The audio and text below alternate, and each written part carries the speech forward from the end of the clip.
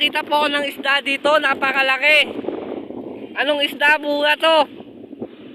Ang bango. Yan guys, ang laki-laki. Ang laki ng ipin niya. Grabe. Ang laki ng ipin niya mga guys, oh. Patay na siya. Mukhang naubusan siya ng tubig dito. Kasi ang layo ng tubig, yo. Napadpad siya dito mga guys, naligaw. So ang laki niya talaga guys, so. Ang laki niya. So mabaho na.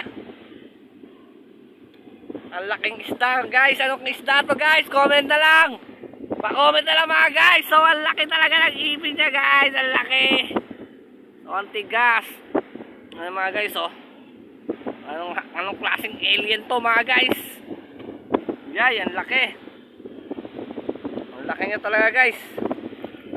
Ang layo kasi ng dagat guys. So siguro na ano siya dito guys. Napadpad siya. Hindi siya nakalis.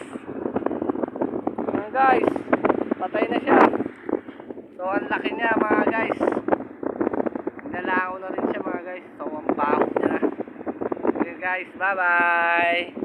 Salamat sa manonood. Comment na lang kung anong klaseng isda to. Pa-share na rin. Baka sino nakakilala sa kamag-anak nito. May umang pa mga guys, oh. Ang lit lang, oh.